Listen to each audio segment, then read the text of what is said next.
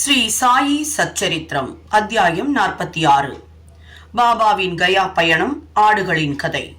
இந்த அத்தியாயம் ஷாமா காசி, பிரயாகை, கயா முதலிய இடங்களுக்கு பயணம் செல்வதையும் பாபா எங்கனம் அவருக்கு முன்னால் சென்று அங்கிருந்தார் என்பதையும் விளக்குகிறது. மேலும் 2 ஆடுகளை பற்றிய பாபாவின் பழைய நினைவுகளையும் விவரிக்கிறது. முன்னுரை. ஓ சாயி, தங்களது பாதங்களும் தங்களை பற்றிய நினைவுகளும் தங்களது தரிசனமும் புனிதமானவை. அவை எங்களை கர்ம தலைகளிலிருந்து விடுவிக்கிறது. எங்களுக்கு தங்கள் ரூபம் தெரியாமல் இருந்தாலும் இப்போதும் அடியவர்கள் தங்களை நம்பினால் பிரத்யட்சமான அனுபவங்களை உடனே தங்களிடமிருந்து பெறுகிறார்கள். கட்புலனுக்கு தென்படாத சூட்சுமமான நூலால் தாங்கள் அருகிலும் தொலைவிலும் உள்ள பக்தர்களை தங்கள் பாத கமலங்களுக்கு ஈர்த்து இழுத்து அன்பும் பாசமும் உள்ள தாயாரைப் போல அரவணைக்கிறீர்கள். தாங்கள் எங்கு இருக்கிறீர்கள் என்பதை அடியவர்கள் அறியவில்லை என்றாலும் தாங்கள் அவர்களின் அருகிலேயே இருந்து அவர்களுக்கு உதவி புரிந்து ஆதரிக்கிறீர்கள் என்பதை கடை முடிவாக அவர்கள் உணர்ந்து கொள்ளும்படி அவ்வளவு சாமர்த்தியமாக நூலை இழுக்கிறீர்கள். தங்கள் அனுகிரகத்தின் காரணமாக புத்திசாலிகள், அறிவாளிகள், கற்றறிந்தோர் இவர்கள் எல்லோரும் சம்சார குழியில் விழுகிறார்கள். ஆனால் மிகவும் ஏழ்மையான சாதாரண பக்தர்களை தங்கள் சக்தியினால் காப்பாற்றுகிறீர்கள். ஆன்மஸ்வரூபமாகவும் யாரும் அறியாதபடியும் எல்லா லீலைகளையும் புரிந்துவிட்டு அவற்றுடன் எந்தவித தொடர்பும் இல்லாதது போல் தோற்றமளிக்கிறீர்கள். தாங்களே செயல்களை செய்கிறீர்கள், ஆனால் செய்யாதவரை போன்று காட்சியளிக்கிறீர்கள். ஒருவருக்கும் ஒருபோதும் தங்கள் வாழ்க்கையை பற்றி தெரியாது. எனவே எங்களது பாவங்களை போக்கும் எங்களுக்குண்டான சிறந்த வழி மனம், மொழி, மெய் இவற்றால் தங்கள் பாதார விந்தங்களை சரணடைந்து தங்களது நாமத்தை எப்போதும் ஸ்மரணம் செய்வதே ஆகும். அடியவர்களின் ஆசைகளை தாங்கள் பூர்த்தி செய்கிறீர்கள். மற்றவர்களுக்கு பேரானந்த பெருநிலையை அளிக்கிறீர்கள். தங்கள் இனிமையான பெயரை ஸ்மரணம் செய்வதே அடியவர்களுக்கு மிக மிக எளிதான சாதனமாகும். இந்த சாதனங்களால் ராஜச தாமச பண்புகள் மறைந்து சத்துவ குணமும் நேர்மையும் முக்கியத்துவம் அடைகின்றன. விவேகம், பற்றின்மை, ஞானம் முதலியவையும் தொடர்கின்றன. பின்னர் நாம் நமது ஆன்மாவுடனும் குருவிடமும் ஒன்றிவிடுவோம். இரண்டும் ஒன்றே என்பதே உண்மை. இதுவே குருவிடம் பூரண சரணாகதி அடைவது என்பதாகும். நமது மனம் அமைதியும் சாந்தியும் பெறுவதே இதற்கான ஒரே நிச்சயமான அடையாளமாகும். இந்த சரணாகதி, பக்தி, ஞானம் இவற்றின் பெருமை தனித்தன்மை வாய்ந்தது. ஏனெனில் அமைதி, பற்றின்மை, புகழ், முக்தி முதலியவை அதை தொடர்ந்து வருகின்றன. ஒரு அடியவரை பாபா ஏற்றுக்கொண்டால் அவரை அவர் தொடர்கிறார். இரவும் பகலும், வீட்டிலும் வெளியிலும் அவருடனேயே இருக்கிறார். அவர் விரும்பியவாறு எங்கு வேண்டுமானாலும் செல்லட்டும். அறிவு கெட்டாத வகையில் ஏதாவது ஒரு ரூபத்தில் அவருக்கு முன்பாகவே சென்று பாபா அங்கு இருக்கிறார். கீழ்வரும் கதை அதை விளக்குகிறது. கயா பயணம். காகா சாஹேப் தீக்ஷித் சாய்பாபாவிற்கு அறிமுகப்படுத்தப்பட்ட சில நாட்களுக்கு பிறகு தனது மூத்த மகன் பாபுவுக்கு நாக்பூரில் பூணூல் திருமணம் நிகழ்த்த நிச்சயித்தார். ஏறக்குறைய அதே தருணம் நானா சாஹேப் சாந்தோர்கர் தமது மூத்த மகனுக்கு குவாலியரில் திருமண வைபவம் நிகழ்த்த நிச்சயித்தார். தீக்ஷித், சாந்தோர்கர் ஆகிய இருவரும் ஷிரடிக்கு வந்து இந்த வைபவங்களுக்கு பாபாவை அன்புடன் வரவேற்றனர். தமது பிரதிநிதியாக ஷாமாவை ஏற்றுக்கொள்ளும்படி பாபா அவர்களிடம் கூறினார். அவரே நேரடியாக வர வேண்டும் என்று வற்புறுத்தப்பட்ட போது ஷாமாவை அவர்களுடன் கூட்டிக் கொண்டு செல்லும்படி அவர்களிடம் கூறி காசிக்கும் பிரயாகைக்கும் சென்ற பின்பு நாம் ஷாமாவை விட முன்னால் இருப்போம் என்று கூறினார். இந்த தருணம் பாபாவின் மொழிகளை குறித்து வைத்துக் கொள்ளுங்கள், ஏனெனில் அவைகள் அவரின் சர்வ வியாபகத்தை காண்பிக்கின்றன. ஷாமா பாபாவின் அனுமதியை பெற்றுக்கொண்டு இந்த வைபவங்கள், விழாக்கள் ஆகியவற்றிற்காக நாக்பூருக்கும் குவாலியருக்கும் சென்றுவிட்டு பின்னர் காசி, பிரயாகை மற்றும் கயாவுக்கு செல்ல தீர்மானித்தார். ஆபா கோதேவும் அவருடன் செல்வதாக இருந்தார். இருவரும் முதலில் நாக்பூருக்கு பூணூல் விழாவிற்கு சென்றனர். காகா சாஹேப் தீக்ஷித் ஷாமாவுக்கு அவரின் செலவுக்காக ரூபாய் 200 கொடுத்தார். பின்னர் அவர்கள் குவாலியருக்கு திருமண வைபவத்திற்காக சென்றனர். அங்கே நானா சாஹேப் சாந்தோர்கர் ஷாமாவுக்கு 100 ரூபாயும் அவரது சம்பந்தியான ஜடார் 100 ரூபாயும் கொடுத்தனர். பின்னர் ஷாமா காசி, அயோத்தி முதலிய இடங்களுக்கு சென்றார்.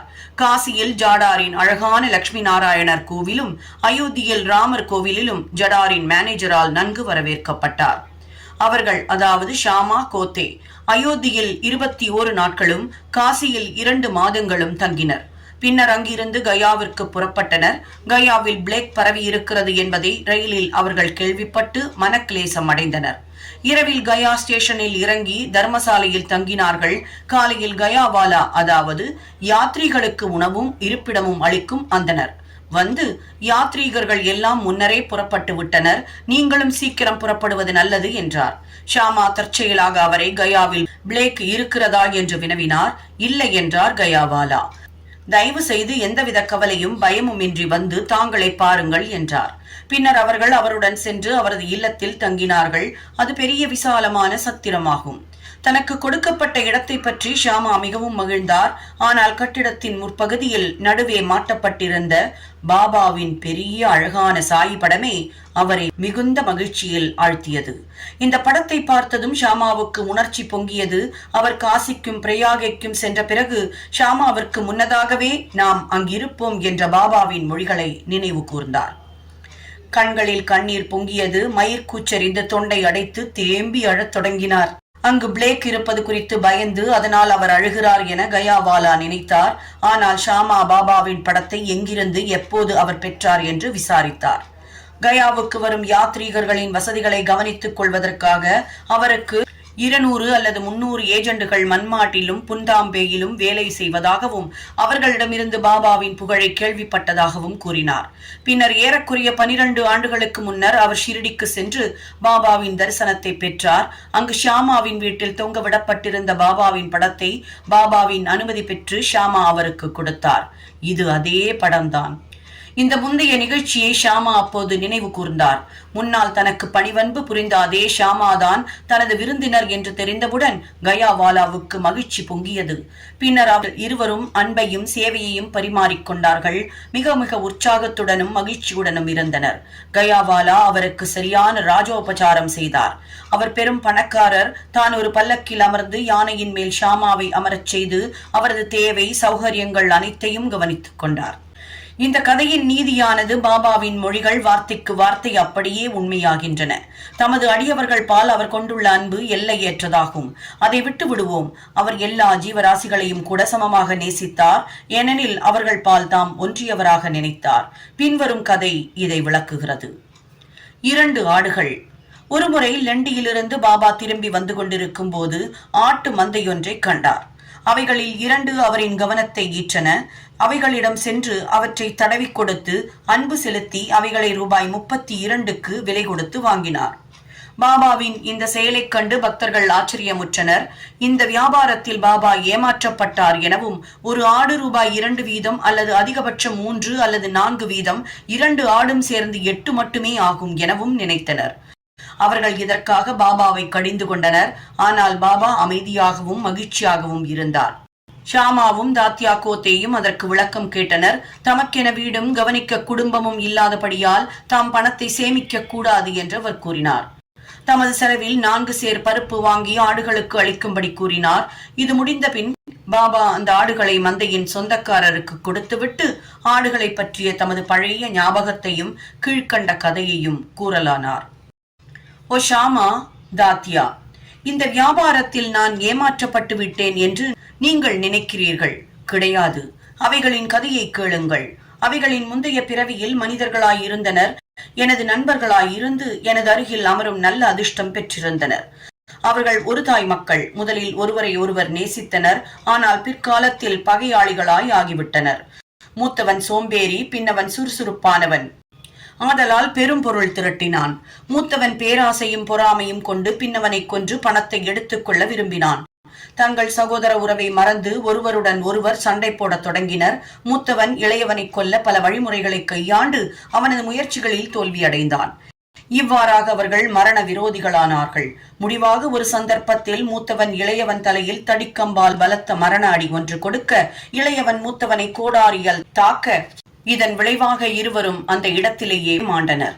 அவர்கள் வினையின் காரணமாக இருவரும் ஆடுகளாக பிறந்தனர். சற்று முன் என்னை கடந்து சென்றபோது நான் அவர்களை அறிந்து கொண்டேன். அவைகளின் முந்தைய பிறவிகளை நினைவு கூர்ந்து இரக்கம் கொண்டு அவைகளுக்கு இளைப்பாறுதலும் சௌகரியமும் தர விரும்பி என்னிடம் இருந்த எல்லா பணத்தையும் செலவழித்தேன். இதற்காகத்தான் நீங்கள் என்னை குறை கூறுகிறீர்கள். நீங்கள் என்னுடைய பேரத்தை விரும்பாததால் நான் அவைகளை மேய்ப்பவனிடமே திருப்பி அனுப்பிவிட்டேன் என்றார். ஆடுகளிடம் சாயியின் அன்பு அத்தகையது. ஸ்ரீ சாயியை பணிக. அனைவருக்கும் சாந்தி நிலவட்டும்.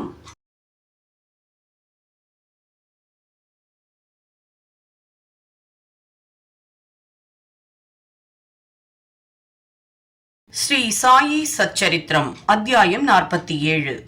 பாபாவின் பூர்வ ஜென்ம ஞாபகங்கள், வீரபத்ரப்பா, சனசப்பா அதாவது பாம்பு தவளை ஆகியோரின் கதை. 2 ஆடுகளை பற்றி பாபாவின் பழைய ஞாபகங்களை சென்ற அத்தியாயம் விவரித்தது. இது அத்தகைய இன்னும் பல ஞாபகங்களையும் வீரபத்ரப்பா, சனசப்பா ஆகியோரின் கதையையும் கூறுகிறது. முன்னுரை. சாயியின் முகம் புனிதமானது. சில கணங்களுக்கு நாம் நமது பார்வையை அவர் பால் செலுத்துவோமானால் நமது முந்தைய பல பிறவிகளின் துக்கங்களை அழித்து நம்மீது பேரானந்தத்தை பொழிகிறார். கருணையுடன் அவர் நம்மீது நோக்குவாராயின் நமது முன்னைய கருமவினை கட்டுக்கள் எல்லாம் அறுபட்டு மகிழ்ச்சிக்கு வழிகாட்டப்படுகிறோம். கங்கை நதியானவள் அவளிடம் குளிப்பதற்காக செல்லும் மக்கள் அனைவரின் பாவங்களையும் அழுக்கையும் நீக்குகிறாள். ஆனால் ஞானிகள் தன்னிடம் வர வேண்டுமென்றும் அவர்களது பாதார விந்தங்களால் தான் ஆசிர்வதிக்கப்பட்டு தன்னிடம் குவிக்கப்பட்ட அழுக்கு அதாவது பாவங்கள் நீக்கப்பட வேண்டுமென்றும் மிகுந்த ஆவலுடன் விரும்புகிறாள். ஞானிகளின் பாதார விந்தங்களால் மட்டுமே இந்த பாவ மூட்டை அழிக்கப்படும் என்றும் அவள் உறுதியாக அறிகிறாள். ஞானிகளுக்கெல்லாம் தலையாயம் முடிமணியாக சாயி விளங்குகிறார். அவரிடமிருந்து இப்போது நம்மை தூய்மைப்படுத்தும் பின்வரும் கதையை கேளுங்கள். பாம்பும் தவளையும்.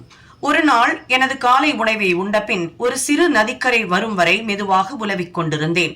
களைப்பாய் இருந்தபடியால் அங்கு சற்று இளைப்பாறினேன். எனது கை கால்களை கழுவிக்கொண்டு குளித்துவிட்டு புத்துணர்ச்சி பெற்றேன். அங்கு மரங்கள் அடர்ந்து நிழல் மிகுந்த ஒரு வண்டி பாதையும் ஒற்றையடி பாதையும் இருந்தது. மெல்லிய இளங்காற்றும் இதமாக வீசிக்கொண்டிருந்தது.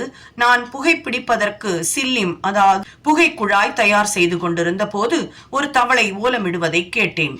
சிக்கி முக்கி கல்லை தட்டி நெருப்பு பற்ற வைத்த போது ஒரு வழிப்போக்கன் எனது அருகில் வந்து அமர்ந்து என்னை பணிவுடன் வணங்கி உணவிற்கும் இளைப்பாறுதலுக்கும் தன் வீட்டிற்கு வருமாறு அழைத்தான். புகைக்குழாயை பற்ற வைத்து என்னிடம் கொடுத்தான். மீண்டும் ஓலம் கேட்டது. அவன் அது என்ன என்று அறிந்து கொள்ள விரும்பினான். நான் அவனிடம் ஒரு தவளை கஷ்டத்தில் இருக்கிறதென்றும் அது தன்னுடையதேயான முந்தைய வினைகளின் கசப்பான பலனை அனுபவித்துக் கொண்டிருக்கிறது என்றும் கூறினேன். முந்தைய பிறவிகளில் நாம் விதைத்த பழத்தின் பலனை நாமே அறுவடை செய்ய வேண்டும், அதை பற்றி கதறுவதால் பலன் ஒன்றுமில்லை என்றேன். பின்னர் அவன் புகை பிடித்துவிட்டு குழாயை என்னிடம் கொடுத்துவிட்டு தானே நேரடியாக சென்று அதை பார்த்து வருவதாக கூறினான். அதற்கு நான் ஒரு பெரிய பாம்பு தவளையை பிடித்து கொண்டிருப்பதாகவும் தவளை ஓலமிட்டு அழுவதாகவும் முந்தைய பிறவிகளில் இந்த இருவருமே மிக கொடூரமானவர்களாகவும் இருந்தனர் என்றும் இப்போது அவைகளின் பலனை இந்த உடம்பில் அனுபவிக்கிறார்கள் என்றும் நான் கூறினேன். அவன் வெளியே சென்று ஒரு பெரும் கருநாகம் ஒரு பெரிய தவளையை தன் வாயில் கவ்விக்கொண்டிருப்பதை கண்டான். பிறகு என்னிடம் திரும்பி வந்து இன்னும் 10-12 நிமிடங்களில் தவளையை பாம்பு தின்றுவிடும் என்று கூறினான். நான் இல்லை, அப்படி இருக்க முடியாது. நானே அதன் தந்தை அதாவது பாதுகாவலன். மேலும் நான் இப்போது இங்கேயே இருக்கிறேன். அந்த பாம்பு அதை தின்பதை எங்கனம் நான் அனுமதிப்பேன்? வெறும் தண்டத்துக்கா நான் இங்கு இருக்கிறேன்? அதை எங்கனம் விடுவிக்கிறேன் என்று பார் என்று கூறினேன்.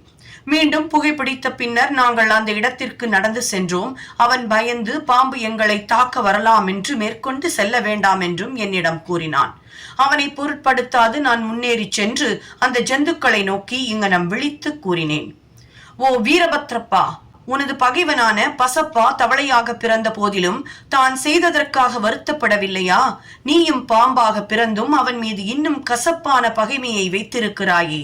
சி, கேவலம், வெட்கப்படு. உன்னுடைய பகைமையை இப்போதே ஒழித்துவிட்டு அமைதியாக இரு என்றேன். இந்த வார்த்தைகளை கேட்டு பாம்பு தவளையை விட்டு உடனே அகன்று ஆற்றில் தாவி மறைந்து விட்டது. தவளையும் குதித்து புதர்களில் தன்னை மறைத்துக் கொண்டது. வழிப்போக்கன் மிகவும் ஆச்சரியப்பட்டான். அந்த மொழிகளை கூறியவுடன் பாம்பு எங்கனும் தவளையை போட்டுவிட்டு மறைந்தது என்பது தனக்கு விளங்கவில்லை என்றும், யார் வீரபத்ரப்பா, யார் பசப்பா, அவர்களின் பகைக்கு காரணம் என்ன என கேட்டான். அவனுடன் நான் மரத்தடிக்கு வந்து சிறிது புகைப்பிடித்த பின்னர் அந்த புதிர் முழுவதையும் பின்வருமாறு விளக்கினேன். எனது இடத்திலிருந்து 4-5 மைல் தொலைவில் மகாதேவரின் கோவிலால் புனிதமாக்கப்பட்ட ஒரு புராதான கஷேத்திரம் இருந்தது. கோவில் மிக பழமையானதாகவும் சிதிலம் அடைந்தும் இருந்தது. அந்த ஊரார் கோவிலின் பழுது பார்க்கும் வேலைகளுக்கு நிதி வசூலித்தனர். பெருந்தொகை வசூலிக்கப்பட்டதும் வழிபாட்டிற்கான ஏற்பாடுகள் செய்யப்பட்டன. பழுது பார்ப்பதற்கு திட்டமும் மதிப்பீடும் தயாரிக்கப்பட்டது. ஒரு உள்ளூர் பணக்காரன் பொக்கிஷதாரனாக நியமிக்கப்பட்டு முழு வேலையும் அவனிடம் ஒப்படைக்கப்பட்டது. அவன் ஒழுங்காக கணக்கு வைத்துக் கொண்டு தனது எல்லா விஷயங்களிலும் நேர்மையாக இருந்திருக்க வேண்டும். அவன் முதல் தரமான கஞ்சன். பழுது பார்க்கும் செலவுகளுக்காக மிக கொஞ்சமே பணம் கொடுத்ததால் வெகு சொற்ப முன்னேற்றமே காணப்பட்டது. எல்லா நிதியையும் அவனை செலவழித்து ஏப்பம் விட்டு விட்டான். தனது பணம் ஏதுமே செலவழிக்கவில்லை. அவனுக்கு இனிமையாக பேச்சு திறன் இருந்தது. வேலையின் தாமதத்தை பற்றியும் மிக சொற்ப முன்னேற்றத்திற்கும் சாமர்த்தியமாக ஒப்புக்கொள்ளக்கூடிய சமாதானங்கள் கூறினான். அவனால் ஆன மிகச்சிறந்த முயற்சியை செய்து உதவினால் அன்றி வேலை பூர்த்தி அடையாது என்று மக்கள் மீண்டும் அவனிடம் சென்று கூறினர்.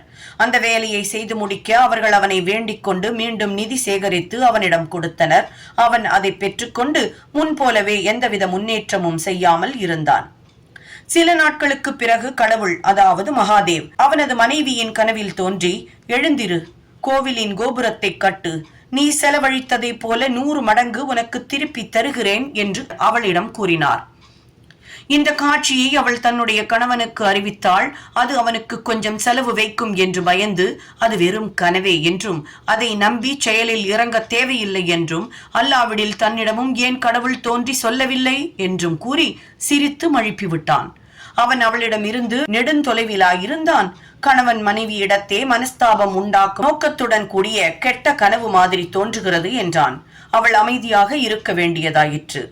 நன்கொடையாளர்களின் விருப்பத்திற்கு மாறாக சேகரிக்கப்படும் பெருந்தொகைகளை கடவுள் விரும்புவதில்லை. ஆனால் அன்பு, பக்தி, ஆர்வம் இவற்றுடன் கொடுக்கப்படும் எளிய தொகைகளையே அவர் உவப்புடன் ஏற்கிறார். சில நாட்களுக்கு பின்னர் கடவுள் மீண்டும் அவளது கனவில் தோன்றி, உனது கணவனை பற்றியோ அல்லது அவனிடம் இருக்கும் நிதியை பற்றியோ கவலைப்படாதே. கோவிலுக்காக அவனை எதையும் செலவு செய்யும்படியும் வற்புறுத்தாதே. எனக்கு தேவையானது உணர்வும் பக்தியுமே.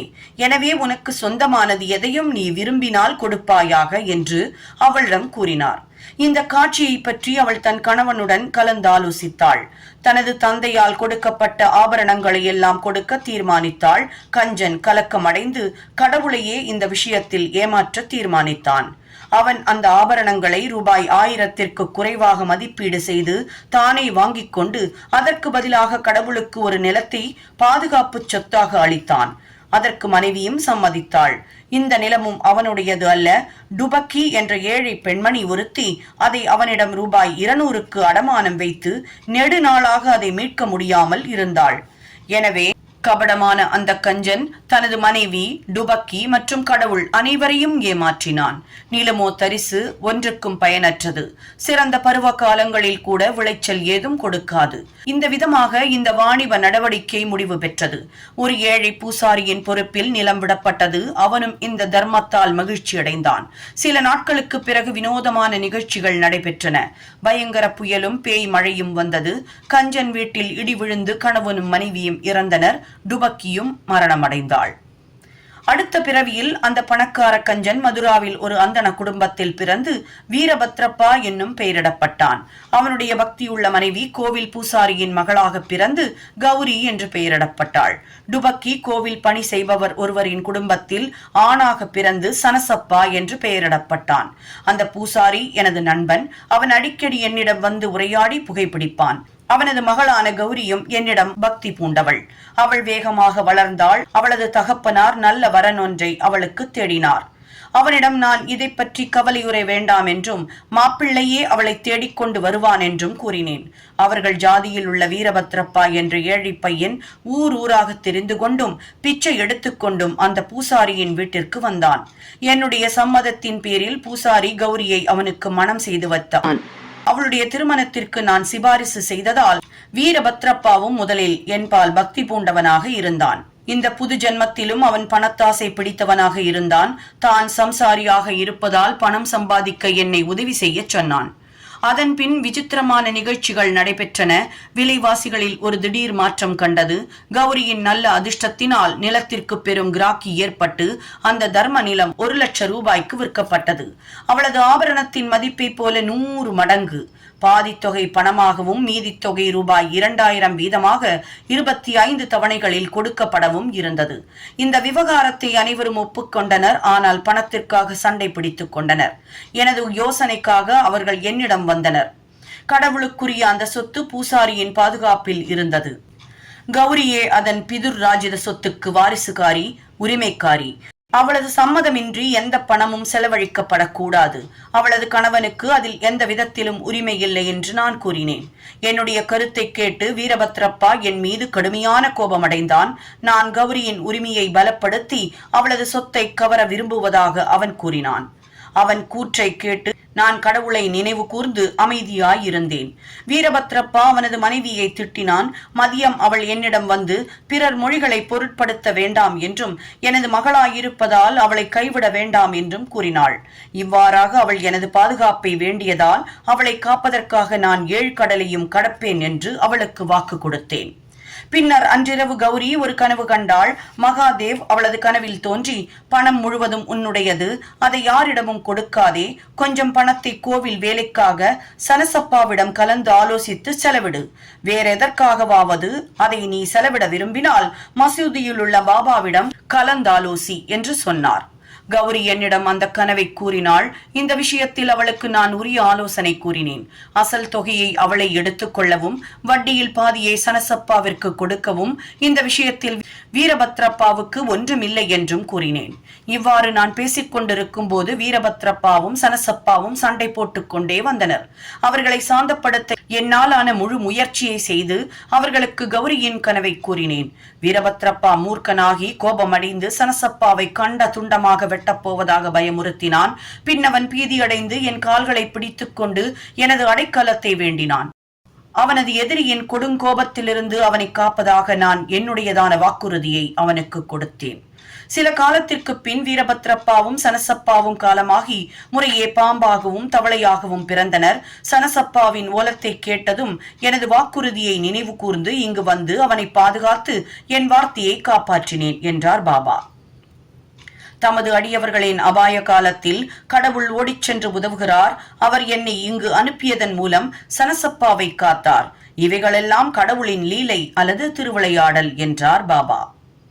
நீதி: ஒருவன் விதைப்பதை அவனே அறுவடை செய்து தீர வேண்டும் என்றும் மற்றவர்களிடம் பட்ட பழைய கடனையும் விவகாரங்களையும் கஷ்டத்துடன் அனுபவித்து தீர்த்தாலன்றி வேறு விமோச்சனம் இல்லை என்றும் பணத்தின் மீதுள்ள பேராசையானது அந்த பேராசைக்காரனை கீழான நிலைக்கு இழுத்துச் சென்று கடைசியில் அவனுக்கும் பிறருக்கும் அழிவை கொணர்கிறது என்பதுமே இந்த கதையின் நீதியாகும். ஸ்ரீ சாயியை பணிக. அனைவருக்கும் சாந்தி நிலவட்டும்.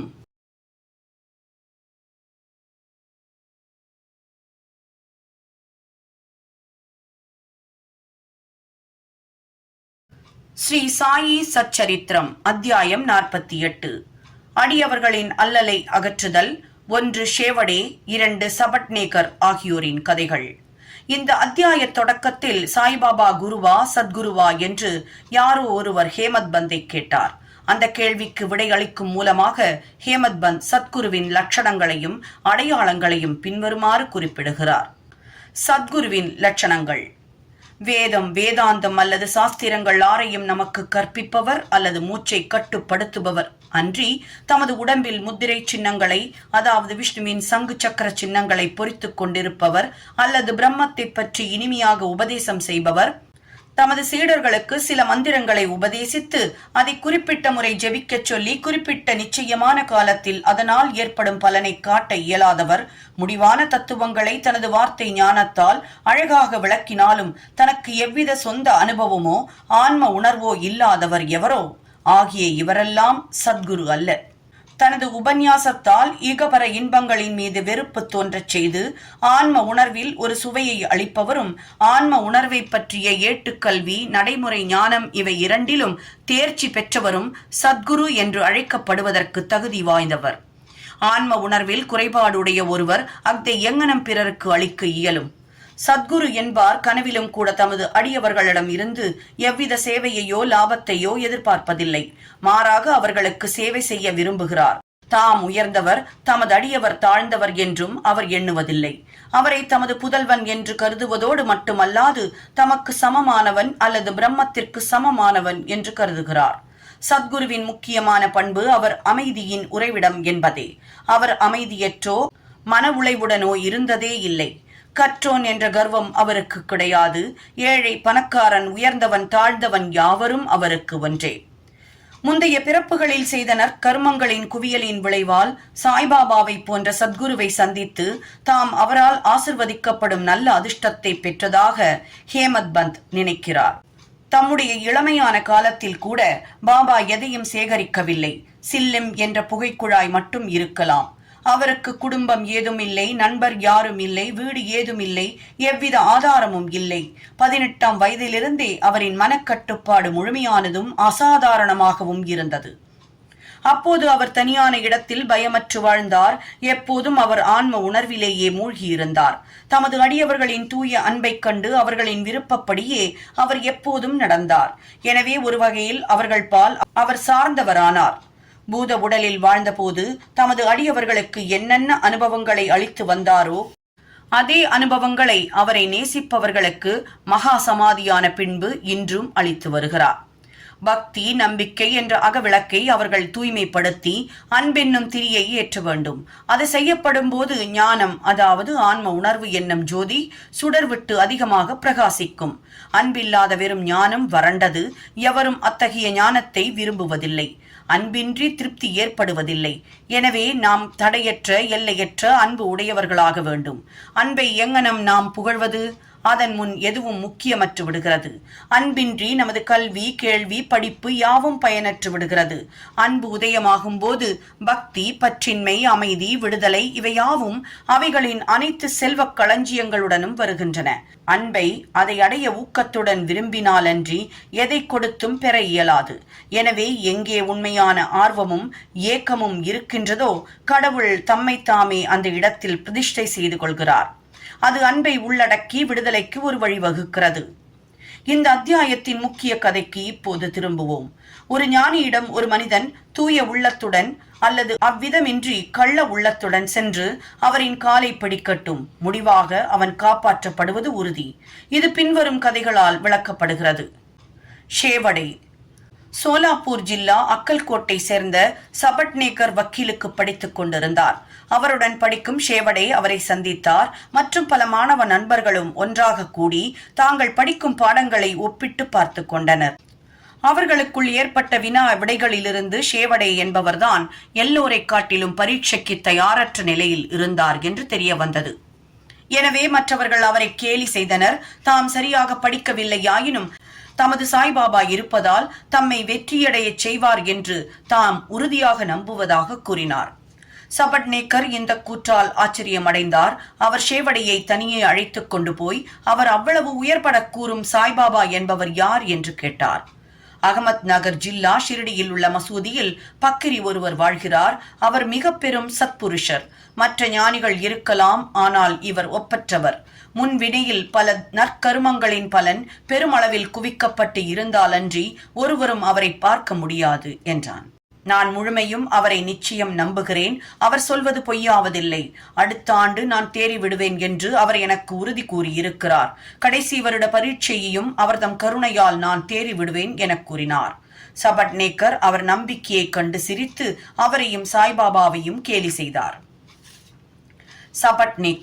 சபட்நேக்கர் தமது பரீட்சையில் தேறி அக்கல்கோட்டில் குடியேறி அங்கு வக்கீலாக தொழில் நடத்தினார். இதற்கு 10 ஆண்டுகளுக்கு பிறகு, அதாவது 1913 தொண்டையில் வந்த வியாதி காரணமாக அவரது ஒரே மகனை இழக்க நேரிட்டது. அது அவர் உள்ளத்தை பிளந்தது. பண்டரிபுரம், கனகாபூர் மற்றும் பல புனித கஷேத்திரங்களுக்கு அவர் கஷேத்ராடனம் செய்து அமைதியை தேடினார்.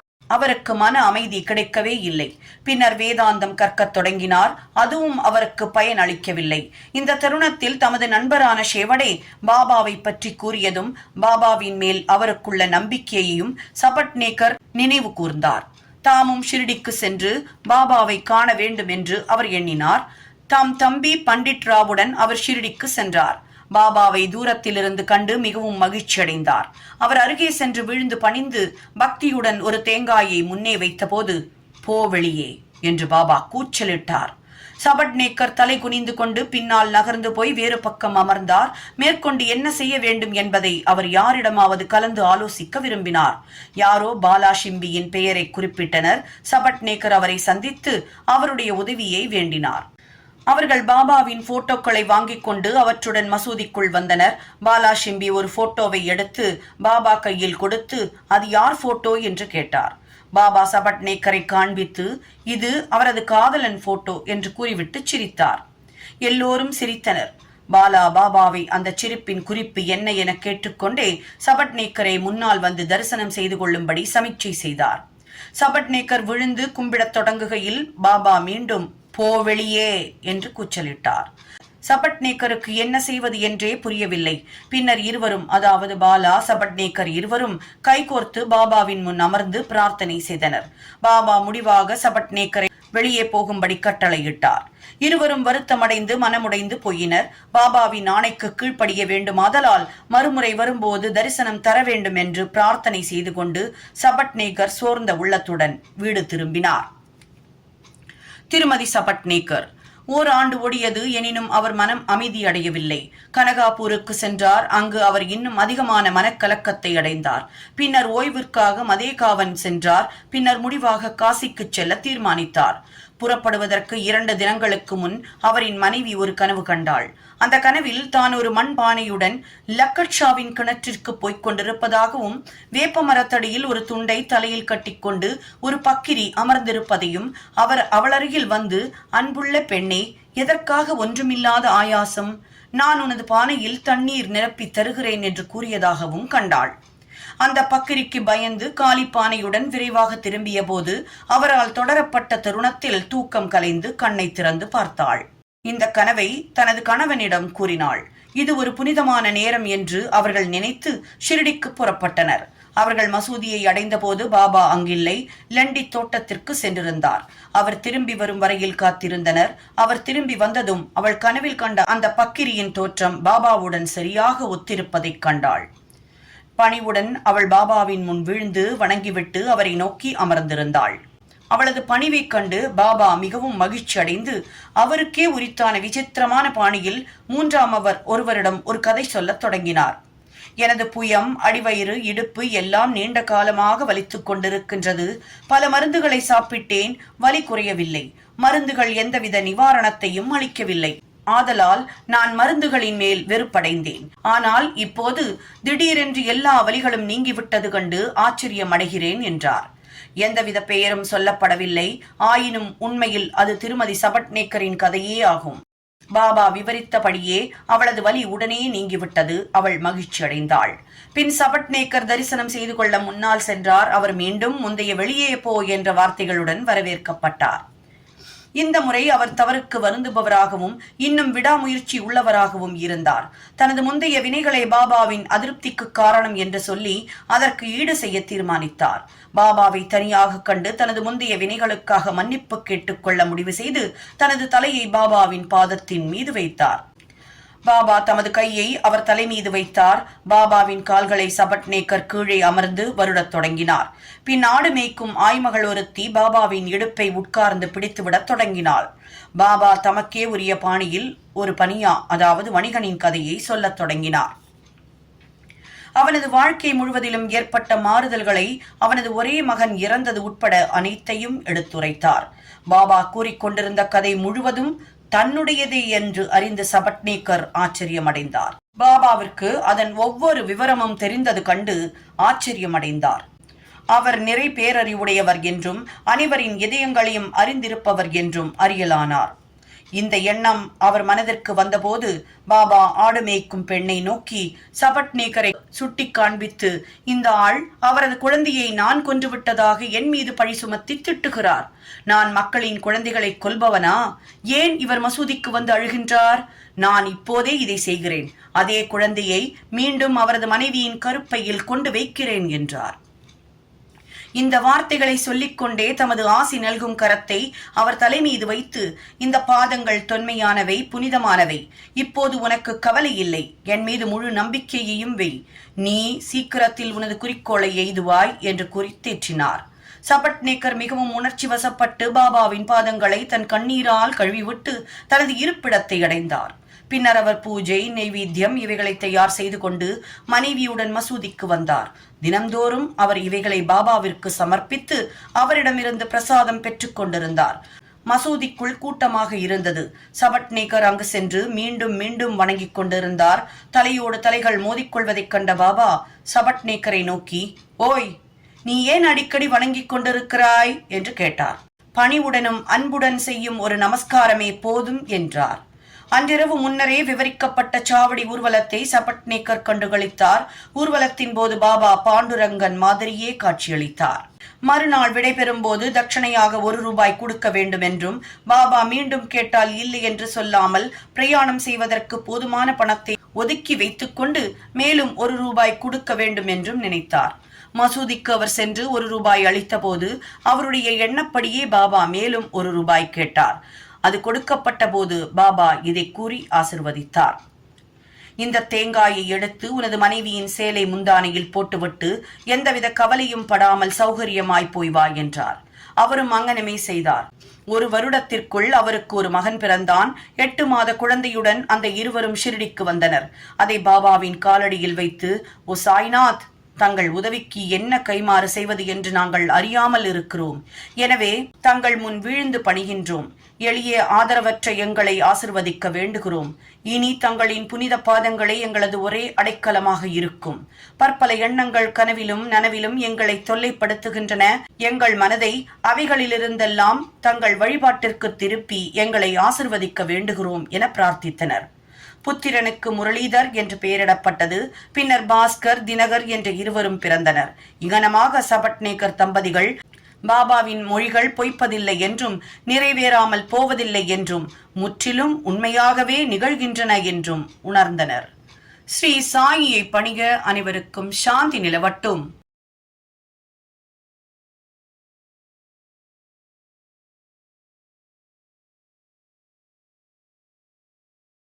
ஸ்ரீ சாயி சச்சரித்திரம் அத்தியாயம் 49. 1 ஹரி கானோபா, 2 சோமதேவ் சுவாமி, 3 நானா சாஹிப் சாந்தோர்கர் ஆகியோரின் கதைகள். வேதங்களும் புராணங்களும் பிரம்மத்தையோ சத்குருவையோ போதுமான அளவில் விவரிக்க இயலாது. அவ்வாறெனின் ஏதுமறியாதவர்களாகிய நாம் எங்கனம் நமது சத்குரு சாய்பாபாவை விவரிக்க இயலும்? இந்த விஷயத்தில் அமைதியாக இருப்பதே சிறந்தது என்று எண்ணுகிறோம். உண்மையில் மௌனவிரதம் அனுஷ்டிப்பதே சத்குருவை புகழ்வதற்கு சிறப்பான வழியாகும். ஆனால் சாய்பாபாவினது நல்ல பண்புகள் மௌன விரதத்தை மறக்கச் செய்து நம்மை பேசுமாறு ஊக்குவிக்கின்றன. நண்பர்கள், உறவினர்கள் இவர்களும் நம்மோடு இருந்து உண்ணவில்லையாயின் நல்ல ருசியான உணவு கூட நமக்கு சுவையாக இருப்பதில்லை. ஆனால் அவர்கள் நம்முடன் சேர்ந்து உண்பார்களானால் அவைகள் இன்னும் அதிக சுவையை பெறுகின்றன. சாயி லீலைகள் என்ற ரூபத்தில் உள்ள அமிர்தமான சாயி லீலாமிர்தமும் இது போன்றதே. அமிர்தத்தை நாம் மட்டுமே தனியாக உண்ண முடியாது. நண்பர்களும் சகோதரர்களும் நம்முடன் சேர வேண்டும். எவ்வளவு அதிகமோ அவ்வளவு நலம். இந்த கதைகளுக்கு தெய்வீக உணர்ச்சி ஊட்டுவதும் தம் விருப்பப்படியே அவைகளை எழுதுமாறு செய்வதும் சாய்பாபா அவர்களே ஆகும். பரிபூரண சரணாகதி அடைவதும் தியானிப்பதும் மட்டுமே நமது கடமை. க்ஷேத்ராடனம், பிரதிஞ்ஞை, தியாகம், தர்மம் இவை எல்லாவற்றையும் விட தவம் இருத்தல் நல்லது. தவம் இருத்தலை காட்டிலும் ஹரியை தொழுவது நலம். இவை எல்லாவற்றையும் விட சத்குருவை தியானிப்பது மிகச் சிறந்தது. ஆகவே சாயியின் நாமத்தை ஸ்மரணம் செய்து அவர் மொழிகளை மனதில் நினைத்து அவர் உருவை தியானித்து இதயபூர்வமாக அவரிடம் அன்பு செலுத்தி அவருக்காகவே எல்லா செயல்களையும் செய்வோமாக. சம்சார பந்தத்திலிருந்து விடுபட இதைவிட வேறு சிறந்த வழி இல்லை. மேலே கூறியவாறு நமது கடமையை செய்தோமானால் சாயி நமது விடுதலைக்கு உதவ கட்டுப்பட்டவர். இப்போது இந்த அத்தியாயத்தின் கதைக்கு வருவோம். ஹரி கானோபா. பம்பாயை சேர்ந்த ஹரி கானோபா என்பவர் தனது நண்பர்கள், உறவினர்கள் மூலம் பாபாவின் பல லீலைகளை கேள்வியுற்றார். அவர் ஒரு சந்தேக பிராணியாக இருந்ததால் அவற்றை நம்பவில்லை. அவர் பாபாவை தாமே பரீட்சிக்க விரும்பினார். எனவே சில பம்பாய் நண்பர்களுடன் ஷிரடிக்கு வந்தார். ஜரிகை தலைப்பாகையும் காலில் 2 புதிய காலணிகளையும் அணிந்திருந்தார். பாபாவை தொலைவில் இருந்து கண்ட அவர் அவரிடம் சென்று விழுந்து பணியை எண்ணினார். அவரது புதிய காலணிகளை என்ன செய்வதென்று தெரியவில்லை. எனினும் திறந்த வழியில் ஒரு மூலைக்கு சென்று அவைகளை வைத்துவிட்டு மசூதிக்குள் சென்று பாபாவின் தரிசனத்தை பெற்றார். பாபாவை பக்தியுடன் வணங்கி உதி, பிரசாதம் இவைகளை பெற்றுக்கொண்டு திரும்பினார். அங்கு மூலையில் வைத்திருந்த காலணிகள் மறைந்து போயிருப்பதைக் கண்டு அதிர்ச்சி அடைந்தார். அவைகளுக்காக வீணாக தேடிய பின் தான் இருந்த இடத்திற்கு மிகவும் மனமுடைந்து போய் திரும்பினார். குளித்து வழிபட்டு நெய்வேத்தியம் சமர்ப்பித்து விட்டு உணவுக்காக அமர்ந்தார். ஆயினும் அவ்வளவு நேரமும் காலணிகளை தவிர வேறெதையும் அவர் நினைக்கவில்லை. உணவை முடித்துக் கொண்ட பின் கை கழுவுவதற்காக வெளியே வந்தபோது ஒரு மராத்திய பையன் அவரை நோக்கி வந்து கொண்டிருந்தான். அவனது கையில் ஒரு கோல் இருந்தது. அதன் நுனியில் ஒரு ஜோடி புதிய காலணிகள் தொங்கவிடப்பட்டிருந்தன. கை கழுவ வெளியே வந்த நண்பர்களிடம் பாபா தன்னை இந்த கோலுடன் அனுப்பி இருப்பதாகவும் ஹரிகா பேட்டா ஜரிகா பேடா, அதாவது கா என்பவரின் புதல்வரான ஹரியே ஜரிகை தலைப்பாகைக்காரரே என்று கூவிக்கொண்டே வீதிகளில் செல்லும்படி சொல்லி இருப்பதாகவும், யாராவது இந்த காலணிகளை கேட்டால் அவரது பெயர் ஹரிதானா என்றும், அவர் காவின் அதாவது கானோபா புதல்வர்தானா என்றும், அவர் ஜரிகை தலைப்பாகை அணிபவர்தானா என்றும் தன்னை உறுதிப்படுத்திக் கொண்ட பின்பு அதை அவரிடம் கொடுக்கும்படி கூறியிருப்பதாகவும் அந்த பையன் கூறினான். இதை கேட்டு ஹரிகானோபா மகிழ்வும் ஆச்சரியமும் அடைந்தார். அவர் பையனிடம் சென்று காலணிகள் தம்முடையவே என்றும், தனது பெயர் ஹரி என்றும், தாம் காவின் கானோபா அவரின் புதல்வன் என்றும் கூறி ஜரிகை தலைப்பாகையையும் காண்பித்தார். பையன் திருப்தி அடைந்து அவரிடம் காலணிகளை திருப்பி கொடுத்து விட்டான். தனது ஜரிகை தலைப்பாகை வெளியில் அனைவருக்கும் தெரியுமாறு இருந்தது. எனவே பாபாவும் அதை கண்டிருக்கலாம். ஆனால் தன் பெயர் ஹரி என்பதும் கானோபாவின் மகன் என்றும், தான் முதல் முறையாக இப்போதுதான் ஷிரடிக்கு வந்திருப்பதால் பாபா எங்கனம் அறிந்திருக்க கூடும் என மனதில் நினைத்து வியந்தார். வேறு எவ்வித குறிக்கோளும் இன்றி பாபாவை சோதிக்கும் ஒரே நோக்கத்தில் மட்டுமே அவர் ஷிரடிக்கு வந்தார். இந்த நிகழ்ச்சியால் பாபா ஒரு மிக பெரும் சத்புருஷர் என்று அவர் அறிந்து கொண்டார். அவர் விரும்பியதை அறிந்து கொண்டு திருப்தியுடன் வீடு திரும்பினார். சோமதேவ் சுவாமி பாபாவை சோதிக்க வந்த மற்றொரு மனிதரின் கதையை இப்போது கேளுங்கள். காகா சாஹேபின் சகோதரரான பாயிஜி நாக்பூரில் தங்கியிருந்தார். 1906ஆம் ஆண்டில் இமயமலை சென்றிருந்த போது கங்கோத்ரி பள்ளத்தாக்கில் உள்ள உத்தர் காசியில் ஹரித்வாரை சேர்ந்த சோமதேவ் சுவாமி என்பாருடன் அறிமுகமானார். இருவரும் ஒருவர் மற்றொருவரின் பெயரை தங்கள் நாள் குறிப்பில் எழுதி கொண்டனர். 5 ஆண்டுகளுக்கு பின் சோமதேவ் சுவாமி பாயிஜியின் விருந்தினராக நாக்பூருக்கு வந்தார். பாபாவின் லீலைகளை கேட்டு மகிழ்வெய்தினார். ஷிரடிக்கு சென்று பாபாவை காண அவருக்கு ஒரு பெரும் ஆசை எழுந்தது. பாயிஜியிடம் இருந்து அறிமுக கடிதம் ஒன்றை பெற்றுக்கொண்டு ஷிரடிக்கு கிளம்பினார். மன்மாட், கோபர்காவன் இவைகளை கடந்ததும் ஒரு வண்டி அமர்த்தி கொண்டு ஷிரடிக்கு போனார். ஷிரடிக்கு அருகில் வந்ததும் மசூதியில் 2 உயரமான கொடிகள் பறந்து கொண்டிருப்பதை கண்டார். வெவ்வேறு ஞானிகளிடம் வெவ்வேறு விதமான குணாதிசயங்களும் வெவ்வேறு வாழ்க்கை முறைகளும் வெவ்வேறு புறப்பரிவாரங்களுடன் இருப்பதை நாம் பொதுவாக காண்கிறோம். ஆயின் இந்த புற சின்னங்கள் அந்த ஞானிகளின் தகுதிகளை எடை போடுவதற்கு உகந்த அளவுகோல் ஆகா. ஆனால் சோமதேவ் சுவாமியின் விஷயத்தில் அது வேறு விதமாய் இருந்தது. கொடிகள் பறப்பதை அவர் கண்டவுடனே, ஞானி ஒருவர் கொடிகள் மீது ஏன் ஆர்வம் வைக்க வேண்டும்? இது துறவையா உணர்த்துகிறது? இது அந்த ஞானி புகழுக்காக ஏங்குவதை அல்லவா உணர்த்துகிறது என எண்ணினார். இவ்வாறாக அவர் தமது ஷிரடி விஜயத்தை ரத்து செய்ய விரும்பி தாம் திரும்பி போவதாக கூட வந்த சக பயணிகளிடம் கூறினார். அவர்கள் அதற்கு, பின் இவ்வளவு தூரம் நீங்கள் ஏன் வர வேண்டும்? கொடியைக் கண்டே தங்கள் மனம் கலக்கமுறும்போது ஷிரடியில் ரதம், பல்லக்கு, குதிரை மற்றும் பல பரிவாரங்களை எல்லாம் கண்டால் தங்கள் மனம் எவ்வளவு நிலை குலையும் என்றார்கள். இதை கேட்டு சுவாமி மேலும் குழப்பமடைந்தவராக, குதிரை, பல்லக்கு, இன்னோர் என்ன? படாடோபங்களையுடைய சாதுக்கள் சிலரை மட்டும் நான் கண்டதில்லை, அநேகரை கண்டிருக்கிறேன். அத்தகைய சாதுக்களை காண்பதை விட திரும்பி போவதே எனக்கு நன்று என்றுரைத்தார். இதை கூறிக்கொண்டு அவர் திரும்பி போக கிளம்பினார். உடன் வந்தோர் அங்கனம் செய்ய வேண்டாம் என்றும் தொடர்ந்து போகலாம் என்றும் வற்புறுத்தினர். பாபாவை இங்கனம் குறுகிய மனமுள்ளவராக சிந்திப்பதை நிறுத்தும்படியும் அந்த சாது, அதாவது பாபா, கொடிகளையோ பரிவாரங்களையோ புகழையோ எள்ளளவும் பொருட்படுத்துபவர் அல்ல என்றும் கூறினர். அன்பாலும் பக்தியாலும் அவரது அடியவர்களும் பக்தர்களுமே இவற்றை எல்லாம் ஏற்படுத்தி உள்ளார்கள் என்றும் கூறினர். முடிவாக பயணத்தை தொடரும்படி அவரை இணங்க வைத்து ஷிரடிக்கு சென்று பாபாவை தரிசிக்கச் செய்தனர். பாபாவை முற்றத்திலிருந்து கண்டவுடன் அகமுருகி கண்களில் கண்ணீர் மல்க குரல் தழுதழுக்க அவரது கெடுதலான எண்ணங்கள் எல்லாம் அவரை விட்டு அகன்று போயின. எங்கே நமது மனம் மிக மிக மகிழ்ந்து களிப்படைகிறதோ அதுவே நமது இருப்பிடமும் களைப்பாரும் இடமுமாகும் என்ற அவரது குருவின் மொழிகளை நினைவு கூர்ந்தார். பாபாவின் பாத தூளிகளில் அவர் புரள விரும்பி பாபாவை நெருங்கிய போது பாபா கடும் கோபமடைந்து, எங்களுடைய டம்பம் எல்லாம் எங்களுடன் இருக்கட்டும், நீ திரும்ப உன் வீட்டிற்கு போ. இந்த மசூதிக்கு வந்தாயோ ஜாகிரதை. மசூதி மேல் கொடி பறக்க விட்டுக் கொண்டிருக்கும் ஒருவரின் தரிசனத்தை ஏன் காண வேண்டும்? இது துறவியின் அறிகுறியா? இங்கே கணமேனும் இருக்காது என்றார். சுவாமி ஆச்சரியத்தால் வாயடைத்தார். பாபா தமது உள்ளத்தை படித்து அதை பேசினார் என உணர்ந்தார். எத்தகைய நிறை பேரறிவுடையவர் அவர்! தாம் ஞானமற்றவர் என்றும் பாபா புனிதமான உயர்ந்தோர் என்றும் அவர் உணர்ந்தார். சிலரை பாபா அரவணைப்பதையும், வேறொருவரை கையால் தொடுவதையும், மற்றவர்களை தேற்றுவதையும், சிலரை அன்புடன் உற்று நோக்குவதையும், சிலரை நோக்கி புன்னகை செய்வதையும், சிலருக்கு உதி பிரசாதம் அளிப்பதையும், இவ்வாறாக அனைவரையும் மகிழ்வூட்டி திருப்திப்படுத்திக் கொண்டிருப்பதையும் கண்டார். தான் மட்டும் ஏன் அவ்வளவு கடுமையாக நடத்தப்பட வேண்டும்? அதை பற்றி அவர் தீவிரமாக சிந்தித்து தமது அந்தரங்க எண்ணமே பாபாவின் நடத்தையின் எதிரொலிப்பதை உணர்ந்து இதையே ஒரு பாடம் என கருதி முன்னேற வேண்டும் என நினைத்தார். பாபாவின் கோபம் மறைமுகமான ஆசிர்வாதமே பிற்காலத்தில் பாபாவின் மீது அவருக்குள்ள நம்பிக்கை உறுதிப்படுத்தப்பட்டு பாபாவின் ஒரு முற்றிலும் பற்றுறுதியுள்ள அடியவராக ஆனார் என்று சொல்லவும் தேவையில்லை. நானா சாஹிப் சாந்தோர்கர். நானா சாஹிப் சாந்தோர்கரின் கதையுடன் ஹேமத் பந்த் இந்த அத்தியாயத்தை முடிக்கிறார். ஒருமுறை மசூதியில் நானா சாஹிப் மகள்சாபதி மற்றும் உள்ளோருடன் அமர்ந்திருக்கையில் பீஜப்பூரிலிருந்து ஒரு முகமதிய கணவான் தனது குடும்பத்துடன் பாபாவை காண வந்தார். கோஷா, அதாவது பர்தா அணிந்த பெண்மணிகளை கண்ட நானா அப்பால் போய்விட விரும்பினார். ஆனால் பாபா அவர் அங்கனம் செய்வதை தடுத்து விட்டார்.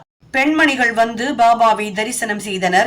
பாபாவின் பாதங்களை வணங்கும் முகமாக அவர்களில் ஒருத்தி முகத்தெரியை எடுத்து வணங்கிவிட்டு பிறகு மூடும்போது நானா சாஹிப் அவளது முகத்தைக் கண்டு அவளின் அபூர்வ அழகில் மகிழ்ச்சியால் பாதிக்கப்பட்டவராய் அவளது முகத்தை மீண்டும் காண விரும்பினார். அந்த பெண்மணி அந்த இடத்தை விட்டு அகன்றதும் நானாவின் மனக்குழப்பத்தை அறிந்து கொண்டு பாபா அவரை நோக்கி, நானா, நீ ஏன் வீணாக கலங்குகிறாய்? புலன்கள் அவைகளுக்கிடப்பட்ட பணியை அல்லது கடமையை செய்யட்டும். நாம் அவைகளின் வேலையில் குறுக்கிட வேண்டாம்.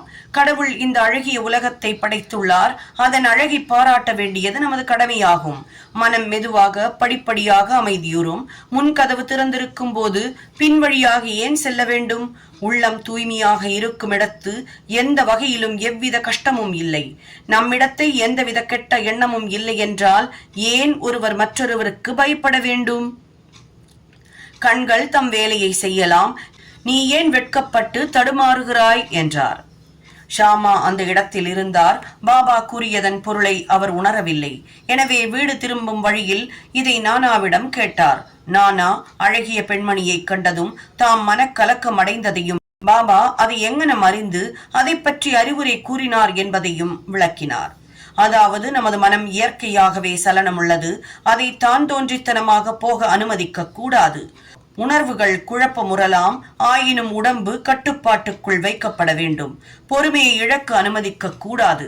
விஷயங்களின் பின்னால் உணர்வுகள் தம் குறிக்கோளை நோக்கி ஓடுகின்றன. ஆனால் அவைகளை நாம் தொடர்ந்து சென்று அவைகளின் குறிக்கோளுக்காக இயங்கக்கூடாது. மெதுவான படிப்படியான பயிற்சியால் சலனங்களை வெற்றி காண இயலும். உணர்ச்சிகளால் நாம் இயக்கப்படக்கூடாது. ஆயினும் அவைகளை முழுவதுமாக கட்டுப்படுத்த இயலாது. தக்க முறையிலும் ஒழுங்காக சந்தர்ப்பத்திற்கு தேவையானபடியும் அவைகளை கட்டுப்படுத்த வேண்டும். அழகு என்பது பார்க்கப்பட வேண்டிய ஒன்றே. பொருட்களின் அழகை நாம் பயமின்றி காண வேண்டும். வெட்கத்திற்கோ பயத்திற்கோ அதில் இடமில்லை. கெட்ட எண்ணங்களை மட்டும் நம் மனதில் அனுமதிக்க கூடாது. பற்றில்லாத மனதுடனே கடவுளின் அழகான படைப்புகளை கவனிக்க வேண்டும்.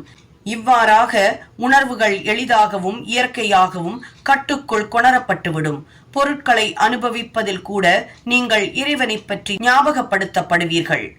வெளி உணர்வுகளை கட்டுக்குள் வைத்து மனம் லட்சியத்தை ஓடித் தொடர அனுமதிக்கப்பட்டு அவைகள் பால் பற்று கொண்டிருப்பின் ஜனன மரண சுழல் முடிவுறாது. புலன் உணர்வுகளின் விஷயங்கள் தீமையானது. விவேகம் என்னும் சாரதியை கொண்டு நாம் மனதை கட்டுப்படுத்தி உணர்வுகளை தாறுமாறாக அலைய விடாமல் இருப்போம். அத்தகையதொரு சாரதியுடன் நம் முடிவான இருப்பிடமும் நமது உண்மையான வீடுமாகிய எங்கு சென்றால் மறுபிறவி இல்லையோ அந்த திருமாலின் திருவடிகளை எய்துவோம் என்றார். ஸ்ரீ சாயியை பணிக. அனைவருக்கும் சாந்தி நிலவட்டும்.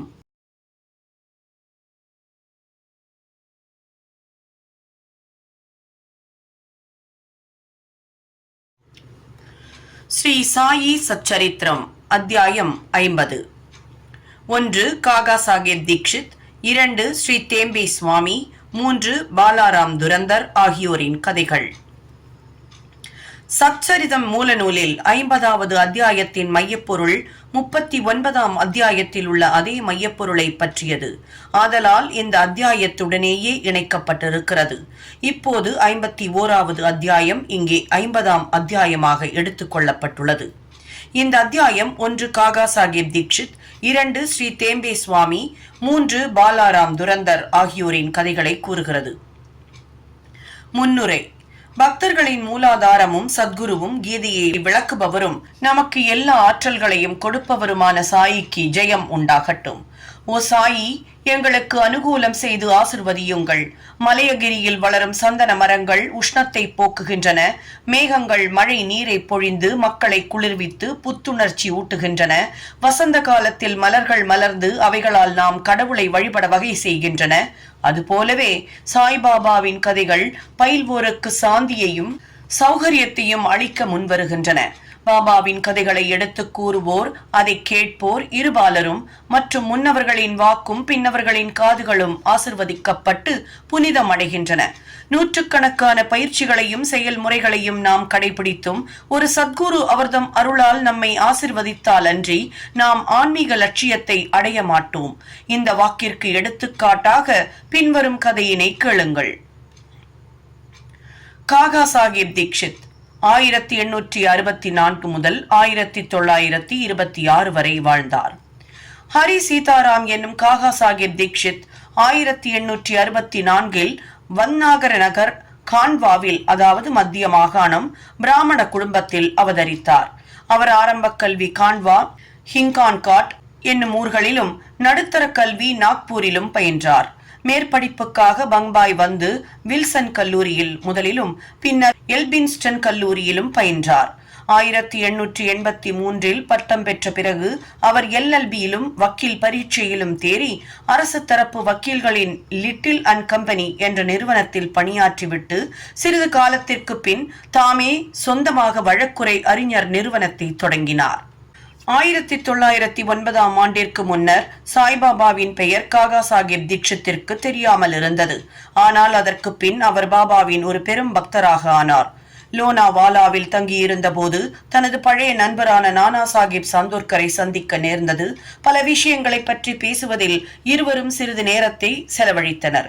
காகா சாஹேப் தாம் லண்டனில் ஒரு ட்ரெயினில் போய்க் கொண்டிருக்கும் போது எங்கனம் ஒரு விபத்து நேரிட்டு தனது பாதம் நழுவி காயமடைந்தார் என்று அவருக்கு விளக்கினார். நூற்றுக்கணக்கான சிகிச்சைகள் செய்தும் எதுவும் அவருக்கு பலனளிக்கவில்லை. நானா சாஹேப் அவரிடம் அவர்தம் காலின் ஊனத்தையும் வலியையும் நீக்கிக் கொள்ள விரும்பினால் தனது சத்குரு சாய்பாபாவிடம் செல்ல வேண்டும் என்றார். மேலும் சாய்பாபாவை பற்றிய முழு விபரத்தையும் அவர் காகாவுக்கு கொடுத்து சாய்பாபாவின் மகா வாக்கியமான எனது மக்களை நெடுந்தொலைவிலிருந்தும் 7 கடலுக்கு அப்பால் இருந்தும் கூட குருவியின் காலில் நூலை கட்டி இழுப்பதைப் போன்று இழுக்கிறேன் என்பதை கூறினார். பாபாவின் ஆளா இல்லாவிட்டால் அவர் பாபாவால் கவரப்பட மாட்டார் என்பதையும் தரிசனம் அளிக்கப்பட மாட்டார் என்பதையும் அவர் தெளிவாக்கினார். இவைகளை எல்லாம் கேட்க காகா சாஹேப்பிற்கு மகிழ்வுண்டாயிற்று. தாம் பாபாவிடம் போவதாகவும் அவரை தரிசித்து பிரார்த்தித்து கால் ஊனத்தை அவ்வளவாக குணமாக்காவிடினும் ஊனமான ஓடித்திரியும் மனதை ஒழுங்காக குணப்படுத்தி தமக்கு எல்லையற்ற பேரின்பத்தை நல்கும்படியும் வேண்டிக் கொள்ளப் போவதாக கூறினார். சில நாட்களுக்கு பிறகு பம்பாய் கீழ் சட்டசபையில் தமக்கு ஒரு இடம் கிடைப்பதற்காக ஓட்டுகள் பெறும் நோக்குடன் அகமது நகர் சென்று சர்தார் காகா சாஹேப் மிரிகருடன் தங்கினார். காகா சாஹேப் மிரிகருடைய புதல்வரான பாலா சாஹேப் மிரிகர் என்னும் கோபர்காவனின் மமலதார் அந்த சமயத்தில் அகமது நகருக்கு அவ்விடத்தில் நடைபெற்ற குதிரை கண்காட்சியை காணும் பொருட்டு வந்தார். தேர்தல் வேலை முடிந்ததும் காகா சாஹேப் தீக்ஷித் ஷிர்டி செல்ல விரும்பினார். தந்தையும் மகனுமாகிய இரு மிரீகர்களும் அவருடன் அனுப்புவதற்கு ஒரு தகுதியான ஒழுங்கான வழிகாட்டியாக யாரை அனுப்பலாம் என்று தங்கள் இல்லத்தில் யோசித்துக் கொண்டிருந்தனர்.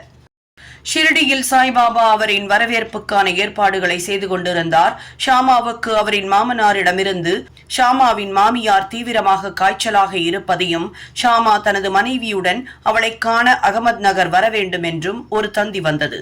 ஷாமா பாபாவின் அனுமதியுடன் அங்கு வந்து தனது மாமியார் முன்னை விட இப்போது நலமாகி வருவதைக் கண்டார். நானா சாஹிப் பான்சாயும் அப்பா சாஹிப் கத்ரேயும் அவர்கள் குதிரை கண்காட்சிக்கு போகும் வழியில் ஷாமாவை கண்டு அவரை மிரிகரின் வீட்டிற்கு சென்று காகா சாஹிப் தீக்ஷித்தை பார்த்து ஷிரடிக்கு அவரையும் உடன் அழைத்துச் செல்லும்படி கூறினார்கள். காகா சாஹிப் தீக்ஷித்திற்கும் மிரிகர்களுக்கும் கூட ஷாமாவின் வருகை தெரிவிக்கப்பட்டது. மாலையில் ஷாமா மிரிகர்களிடம் வந்தார். அவரை அவர்கள் காகா சாஹிப் தீக்ஷித்திற்கு அறிமுகப்படுத்தினர். ஷாமா காகா சாஹிப் தீக்ஷித்துடன் இரவு 10 மணி ரயில் வண்டியில் கோபர்காவனுக்கு செல்வதென ஏற்பாடு செய்யப்பட்டது. இது முடிவானதும் ஒரு விசித்திர நிகழ்ச்சி நடைபெற்றது. பாலா சாஹிப் மிரிகர் பாபாவின் படத்தின் மீது இருந்த திரையை அகற்றிவிட்டு அதை காகா சாஹிப் தீக்ஷித்திற்கு காண்பித்தார். யாரை பார்க்க ஷிரடிக்கு போகிறாரோ அவர் அந்த இடத்திலேயே தமது சித்திர ரூபத்தில் வரவேற்க இருந்ததைக் கண்டு அவர் ஆச்சரியப்பட்டார். அவர் மிகவும் மனமுருகி படத்தின் முன் வீழ்ந்து பணிந்தார். அந்த படம் மேகாவுடையது. அதன் மேலுள்ள கண்ணாடி உடைந்து விட்டதால் பழுது பார்க்காது மிரிகர்களிடம் அனுப்பப்பட்டிருந்தது. தேவையானபடி பழுது பார்க்கப்பட்டு விட்டபடியால் படத்தை இப்போது ஷாமாவிடம் காகா சாஹிப்புடனும் அனுப்புவது என்று தீர்மானிக்கப்பட்டது. 10 மணிக்கு முன்னரே அவர்கள் ரயில் நிலையத்திற்கு சென்று நுழைவுச் சீட்டு வாங்கிக் கொண்டனர். ஆனால் வண்டி வந்ததும் 2ஆம் வகுப்பு மிகவும் கூட்டமாக இருப்பதையும் அவர்களுக்கு இடம் இல்லாதிருப்பதையும் அறிந்தனர். அதிர்ஷ்டவசமாக அந்த வண்டியின் கார்டு காகா சாஹிப்பின் நண்பராக இருந்தார். அவர்களை முதல் வகுப்பில் அமர்த்தினார். இவ்வாறாக அவர்கள் சௌக்கியமாக பிரயாணம் செய்து கோபர்காவனில் இறங்கினார்கள். ஷிரடிக்கு செல்ல நானா சாஹிப் சந்துர்கரும் அங்கு வந்திருப்பதை அவர்கள் கண்டபோது அவர்களின் மகிழ்ச்சிக்கு எல்லையே இல்லை. காகா சாஹிப்பும் நானா சாஹிப்பும் ஒருவரை ஒருவர் கட்டித் தழுவிக் கொண்டனர். பிறகு புனித கோதாவரியில் நீராடிய பின்னர் அவர்கள் ஷிரடிக்கு புறப்பட்டனர். அங்கு போய் சேர்ந்து பாபாவின் தரிசனத்தை பெற்றவுடன் காகா சாஹிப்பின் மனது உருகியது. அவர் கண்கள் குளமாயின. அவர் மகிழ்ச்சி பெருக்கில் மூழ்கடிக்கப்பட்டார். பாபா அவரிடம் தாம் கூட அவருக்காகவே காத்து கொண்டிருந்ததாகவும் அவரை வரவேற்பதற்காகவே ஷாமாவை முன்னால் அனுப்பியதாகவும் கூறினார். பின்னர் காகா சாஹிப் பல சந்தோஷமான வருடங்களை பாபாவின் கூட்டுறவில் கழித்தார். ஷிரடியில் அவர் ஒரு வாதா அதாவது சத்திரம் கட்டினார். ஏறக்குறைய அதையே நிரந்தர வாசஸ்தலமாக ஆக்கிக் கொண்டார். பாபாவிடமிருந்து அவர் பெற்ற அனுபவங்கள் எண்ணற்றவையாதலால் அவைகளை எல்லாம் கூறுவதற்கு இங்கு இடமில்லை.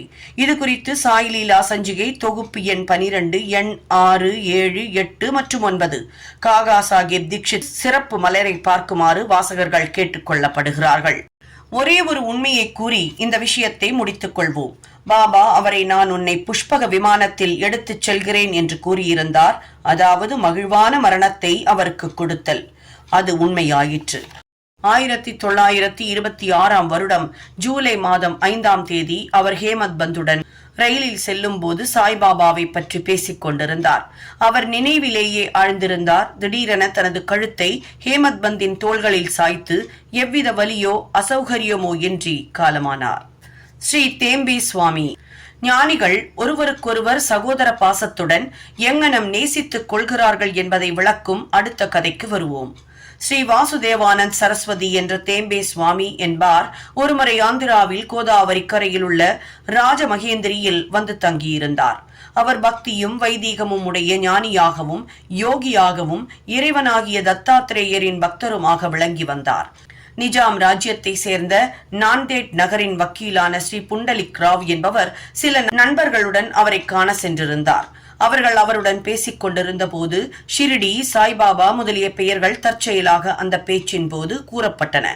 பாபாவின் பெயரை கேட்டதும் சுவாமி கைகளால் வணங்கி ஒரு தேங்காயை எடுத்து அதை புண்டலிக் ராவிடம் கொடுத்து, என் வணக்கங்களுடன் சகோதரர் சாயிடம் இதை சமர்ப்பித்து விடுங்கள். என்னை மறந்துவிடாமல் என் மேல் அன்புடன் இருக்கச் சொல்லுங்கள் என்றார். மேலும் சுவாமிகள் பொதுவாக யாரையும் வணங்குவதில்லை, ஆனால் இவ்விஷயத்தில் இந்த விதிவிலக்கு செய்யப்பட வேண்டும் என்றும் கூறினார்.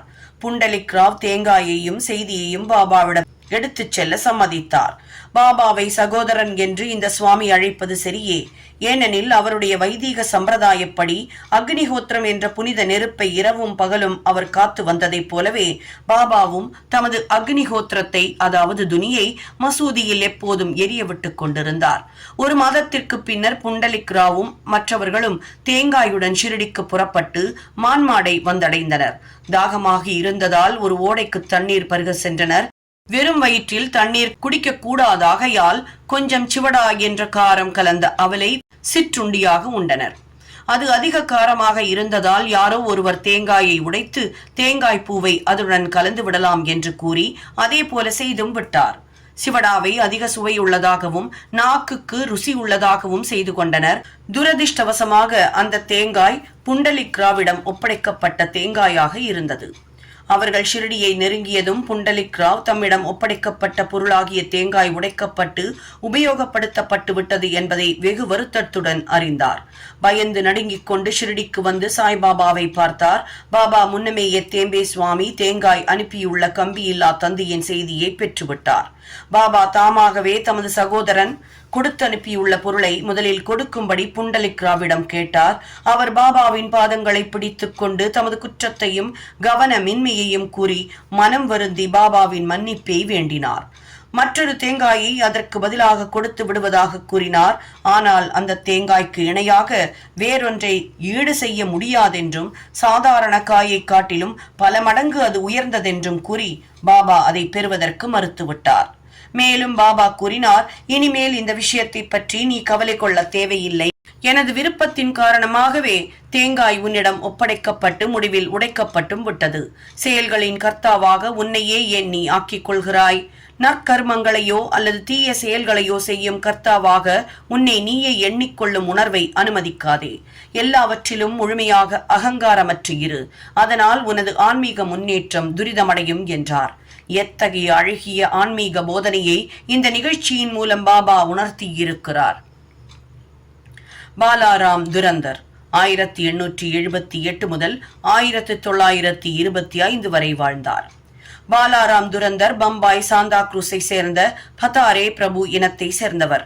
அவர் பம்பாய் ஹைகோர்ட்டின் வக்கீலாகவும் சிறிது காலம் பம்பாய் அரசாங்க சட்டப்பள்ளியின் தலைவராகவும் பணியாற்றினார். துரந்தர் குடும்பம் முழுவதுமே தெய்வ பக்தியும் மத உணர்வும் கொண்டது. பாலாராம் தனது இனத்தாருக்கு சேவை செய்தார். அதை பற்றி ஒரு கட்டுரையை எழுதி அதை பதிப்பித்தார். பின்னர் அவர் ஆன்மீக மத விஷயங்களுக்கு திரும்பினார். கீதையையும் அதற்கான வியாக்கியானமான ஞானேஸ்வரியையும் மற்ற தத்துவ நூல்களையும் நுண்ணியல் கோட்பாடு நூல்களையும் ஆழ்ந்து படித்தார். அவர் பண்டிரிபுரத்து விட்டோபாவின் பக்தர். பாபாவுடன் 1912 தொடர்பு கொண்டார். அதற்கு 6 மாதங்களுக்கு முன் பாபுல்ஜி வாமன் ராவ் என்ற அவரின் 2 சகோதரர்களும் ஷிரடிக்கு வந்து பாபாவின் தரிசனத்தை பெற்றனர். வீடு திரும்பி அவர்களின் இனிய அனுபவங்களை பாலாராமுக்கும் குடும்பத்தினருக்கும் எடுத்துரைத்தனர். அதன் பின்னர் அவர்கள் எல்லோரும் சாய்பாபாவை தரிசிக்க தீர்மானித்தார்கள். அவர்கள் ஷிரடிக்கு வரும் முன்னரே பாபா வெளிப்படையாக, இன்று எனது தர்பாரை சேர்ந்த பெரும்பாலானோர் வருகிறார்கள் என்று உரைத்தார். துரந்தர் சகோதரர்கள் முன்கூட்டியே செய்தி ஏதும் அனுப்பவில்லையாதலால் மற்றவர்கள் எல்லோரும் பாபா கூறிய இந்த குறிப்பை கேட்டு ஆச்சரியமடைந்தனர். மற்றவர்கள் எல்லோரும் பாபாவின் முன் விழுந்து வணங்கி அவருடன் உரையாடிக் கொண்டிருந்தனர். பாபா அவர்களிடம், நான் முன்னரே குறிப்பிட்ட எனது தர்பார் மக்கள் இவர்களே எனக் கூறி துரந்தர் சகோதரர்களிடம் கடந்த 60 தலைமுறைகளாக நாம் ஒருவரோடொருவர் உறவு பூண்டு இருக்கிறோம் என்றார். அந்த சகோதரர்கள் எல்லோரும் எளிமையுடனும் பணிவுடனும் உற்று பார்த்த வண்ணம் நின்றிருந்தனர். கண்ணீர், தொண்டை அடைதல், மயிர்கூச்செறிதல் முதலான எல்லா சத்துவ உணர்வுகளும் அவர்களை உலுக்கின. அவர்கள் எல்லோரும் மகிழ்ச்சி அடைந்தனர். பின்னர் அவர்கள் தங்களது இருப்பிடத்திற்கு சென்று உணவு உட்கொண்டு சிறிது களைப்பாரி விட்டு மீண்டும் மசூதிக்கு வந்தனர். பாபாவிற்கு பாலாராம் அமர்ந்து அவரது கால்களை பிடித்து விட்டுக் கொண்டிருந்தார். சில்லிம் என்ற மட்குழாயில் புகை பிடித்துக் கொண்டிருந்த பாபா அதை அவரிடம் நீட்டி புகை பிடிக்குமாறு அழைத்தார். புகைப்பிடித்து வழக்கமில்லை எனினும் பாலாராம் அந்த குழாயை வாங்கிக் கொண்டு பெரும் சிரமத்துடன் புகைப்பிடித்துக் கொண்டு பக்தியுடன் வணங்கி அதை திருப்பி அளித்தார். பாலாராமுக்கு இதுவே மிக மிக புனிதமான நேரம். 6 ஆண்டுகளுக்கு அவர் ஆஸ்மாவால் கஷ்டப்பட்டு கொண்டிருந்தார். இந்த புகை அவரை முழுவதுமாக குணப்படுத்தியதுடன் மீண்டும் அந்த வியாதிக்கு உட்படுத்தவே இல்லை. 6 ஆண்டுகளுக்கு பின் ஒரு குறிப்பிட்ட தினத்தில் மீண்டும் அவருக்கு ஆஸ்துமாவின் தாக்குதல் நேரிட்டது. இது பாபா மகா சமாதி அடைந்த அதே நாளாகும். அவர் சென்றிருந்த தினம் வியாழக்கிழமையாதலால் துரந்தர் நண்பர்கள் சாவடி ஊர்வலத்தை அன்றிரவு கண்டுகளிக்கும் நல்ல அதிர்ஷ்டம் பெற்றிருந்தனர். சாவடியில் ஆரத்தி நிகழ்ச்சியின் போது பாலாராம் பாபாவின் முகத்தில் பாண்டுரங்கனின் ஜோதியை கண்டார். மறுநாள் காலை காக்கட் ஆரத்தியின் போதும் அதே அபூர்வ நிகழ்ச்சியை, அதாவது அவரின் அன்புக்குரிய தெய்வமான பாண்டுரங்கனின் ஜோதி பாபாவின் முகத்தில் ஒளிர்ந்ததைக் கண்டார். பாலாராம் துரந்தர் மராத்தியில் மகாராஷ்டிர ஞானி துக்காராமின் வாழ்க்கை சரிதத்தை எழுதினார். ஆனால் அதன் பதிப்பை காண அவர் உயிருடன் இருக்கவில்லை. பின்னர் 1928 அவரது சகோதரர்களால் பிரசுரிக்கப்பட்டது. பாலாராமின் வாழ்க்கையை பற்றி கொடுக்கப்பட்டுள்ள ஒரு சிறு குறிப்பு அந்த நூலின் ஆரம்பத்தில் உள்ளது. பாலாராமை பற்றிய மேற்கூறிய தகவல் அதில் முழுவதுமாக உறுதி செய்யப்பட்டிருக்கிறது. அந்த புத்தகத்தின் 6ஆம் பக்கத்தில் அதை காண்க. ஸ்ரீ சாயியை பணிக. அனைவருக்கும் சாந்தி நிலவட்டும்.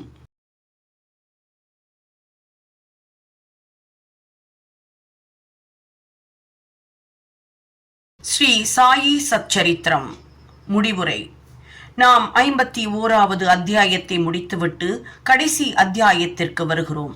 இதில் முடிவுரையாக சொல்லும் போது ஹேமத் பந்த் மராத்திய புனித நூல்களில் உள்ளபடி இதுவரை உள்ள அத்தியாயங்களில் கூறப்பட்டுள்ள விஷயங்களை பாடல்களாக அட்டவணைப்படுத்தி எழுதப்போவதாக கூறியிருந்தார்.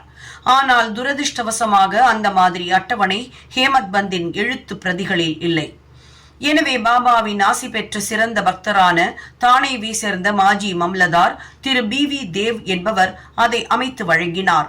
ஆங்கில புத்தகங்களில் ஆரம்பத்தில் அட்டவணை கொடுத்து ஒவ்வொரு அத்தியாயத்தில் கண்டுள்ளவற்றை அதன் தலைப்பில் கொடுப்பது போல இந்த அத்தியாயத்தில் கண்டுள்ளவற்றை அட்டவணையின் கடைசியாக கருத வேண்டாம்.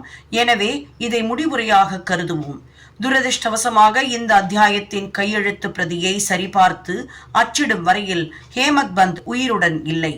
அது அச்சகத்திற்கு அனுப்பப்படும் சமயம் தேவ் அவர்கள் அவற்றின் முடிவற்ற நிலையையும் சில இடங்களில் புரிந்து கொள்ள முடியாத நிலையில் இருப்பதையும் கண்டார்.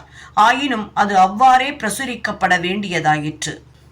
அவற்றின் முக்கியமான தலைப்புகள் இங்கு சுருக்கமாக கொடுக்கப்பட்டுள்ளன. சத்குரு சாயி மகிமை.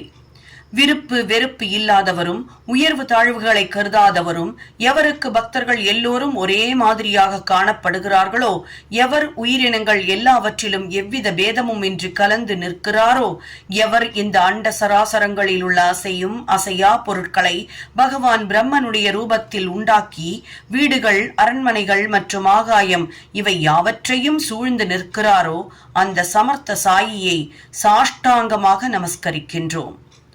அவரை நினைத்தாலும் சரணடைந்தாலும் அவர் நமது எல்லா விருப்பங்களையும் நிறைவேற்றி நம்மை வாழ்வின் லட்சியங்களை அடையச் செய்கிறார்.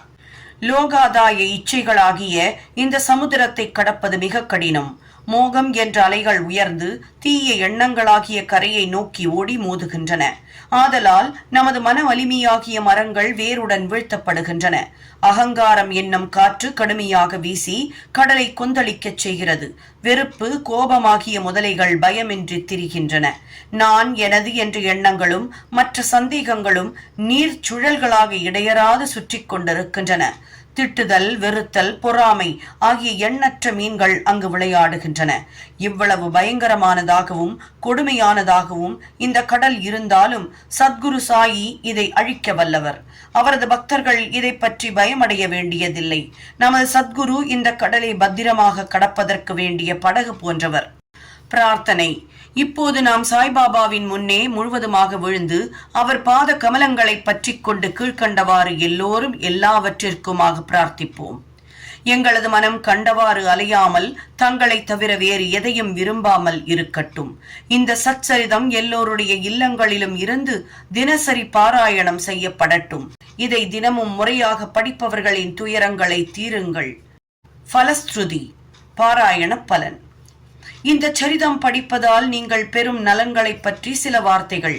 புனித கோதாவரி நதியில் குளித்துவிட்டு ஷிரடியில் உள்ள சமாதி மந்திரில் உள்ள பாபாவின் சமாதியை வணங்கி தரிசித்து இந்த சச்சரிதத்தை படிக்கவோ அல்லது கேட்கவோ வேண்டும். இதை செய்தால் உங்கள் உடல், பொருள், ஆவியை காக்கும் தீங்குகள் மறையும். தற்செயலாக சாயியின் கதைகளை நினைப்பதன் மூலம் உங்களை அறியாமலேயே நீங்கள் ஆன்மீக வாழ்வில் விருப்பம் கொள்வீர்கள். இந்த சரிதத்தை ஆர்வமுடனும் பக்தியுடனும் படிப்பதால் உங்கள் பாவங்கள் அழிக்கப்படும். ஜனன மரண சூழலை ஒழிக்க நீங்கள் விரும்பினால் சாயியின் சரிதங்களை பாராயணம் செய்து அவரை நினைத்து அவரது திருவடிகளில் உங்களை சேர்த்துக் கொள்ளுங்கள். நீங்கள் சாயி சரித சாகரத்தில் மூழ்கி மேலெழுந்து அதன் இன்பத்தை மற்றவர்களுக்கு கூறும்போது அவற்றின் புது புது நித்திய சுகந்தத்தை உணர்ந்து மற்றவர்களையும் தொல்லைகளிலிருந்து காப்பீர்கள். சாயியின் உருவையே நீங்கள் தொடர்ந்து தியானித்தால் நாளடைவில் உருவம் மறைந்து உங்கள் தன்னுணர்விலேயே கலந்துவிடும். தன்னை அறிதலும் பிரம்மத்தை உணர்தலும் மிக கடினம். ஆனால் சகுன பிரம்மாவாகிய சாயியின் உருவத்தின் மூலம் வழிபட்டால் உங்கள் பிரம்ம உணர்வின் முன்னேற்றம் எளிதாகும். பக்தனானவன் தன்னை சாயியிடம் பரிபூர்ண சரணாகதியாக்கிவிட்டால் தன்னுடைய தனித்தன்மையை இழந்து ஐக்கியமாகி கடலுடன் நதி சங்கமிப்பது போல அவருடன் ஒன்றாகி விடுகிறான். கனவிலோ உறக்கத்திலோ அல்லது விழித்திருக்கும் நிலையிலோ இவ்வாறு அவருடன் இரண்டரக் கலந்தால் நீங்கள் சம்சார பந்தத்தை ஒழிக்கிறீர்கள். யாராயினும் குளித்துவிட்டு அன்புடனும் உண்மையுடனும் இதை ஒரு வாரத்திற்குள் படித்து முடித்தால் அவர்களை பிடித்த கேடுகள் மறையும். படிக்க கேட்பவர்களுக்கு வரும் அபாயங்கள் நீக்கப்படும். இதை பாராயணம் செய்து செல்வத்தை விரும்புபவன் செல்வத்தையும், நல்ல வியாபாரிகள் வியாபாரத்தில் வெற்றியையும் அடைவர். உண்மைக்கும் பக்திக்கும் தகுந்தவாறே பலன்களும் அமையும். இவைகளின்றி எவ்விதமான அனுபவமும் இல்லை. இந்த சரிதத்தை பக்தியுடன் படித்தால் சாயி மனம் மகிழ்ந்து உங்கள் அறியாமையையும் ஏழ்மையையும் நீக்கி உங்களுக்கு ஞானமும் செல்வமும் க்ஷேமமும் நல்குவார். கருத்தூன்றிய மனதுடன் ஒவ்வொரு நாளும் ஒரு அத்தியாயம் படித்தால் அது எல்லையற்ற ஆனந்தத்தை கொடுக்கும். தனது நலனை எவன் மனதில் கொண்டுள்ளானோ அவன் கட்டாயம் கவனமாக படிக்க வேண்டும். தொடரும் பிறவிகளில் ஒவ்வொரு பிறவியிலும் எப்போதும் சந்தோஷமாக அவன் சாயியை நினைப்பான். முக்கியமாக குரு பூர்ணிமா, கோகுலாஷ்டமி, ராம நவமி, நவராத்திரி அதாவது பாபா சமாதியான விஜயதசமி தினங்களில் இந்த சரிதம் வீடுகளில் பாராயணம் செய்யப்பட வேண்டும். இதை கவனமுடன் படித்தால் உங்கள் ஆசைகள் நிறைவேற்றப்படும். அவர் பாத கமலங்களை உங்கள் மனதால் நினைப்பதால் சம்சார சாகரத்தை சுலபமாக கடப்பீர்கள். இதை கற்பதால் நோயாளிகள் குணமுற்று திடகாத்திரமடைவர், ஏழைகள் செல்வம் அடைவர், கீழ்நிலையில் உள்ளோரும் நசுக்கப்பட்டோரும் உன்னத நிலை பெறுவர். மனம் சலனங்களிலிருந்து விடுபட்டு ஒரு நிலைப்படும். நல்ல அன்பும் பக்தியும் உள்ள வாசகர்களே, கேட்போரே, உங்களை வணங்குகிறோம். வணங்கி ஒரு வேண்டுகோள் விடுக்கிறோம். தினமும் மாதக்கணக்கிலும் படித்த சாயியின் கதைகளை ஒருபோதும் மறக்காதீர்கள். நீங்கள் எவ்வளவு ஆவலுடன் படிக்கிறீர்களோ அல்லது கேட்கிறீர்களோ அவ்வளவுக்கவ்வளவு நாங்கள் சாயினால் உற்சாகமூட்டப்பட்டு உங்களுக்கு சேவை செய்வதில் உதவியாக இருப்போம். இதன் ஆசிரியர் வாசகர் இருவரும் ஒத்துழைத்து உதவி செய்து மகிழ்ச்சியுற வேண்டும். பிரசாத் யாசனா, பிரசாதம் கோரல். கீழ்கண்ட பிரசாதம் அல்லது உதவி கோரி பிரார்த்தித்து இந்த அத்தியாயத்தை முடிக்கிறோம். வாசகரும் பக்தர்களும் சாயியின் பாத கமலங்களை சர்வ பக்தி பூர்வமாக நினைக்கட்டும். சாயியின் உருவம் அவர்கள் கண்களில் நிலைக்கட்டும். அவர்கள் சாய் பாபாவை எல்லா உயிர்களிலும் காணட்டும். லோகோ சமஸ்தா சுகினோ பவந்து.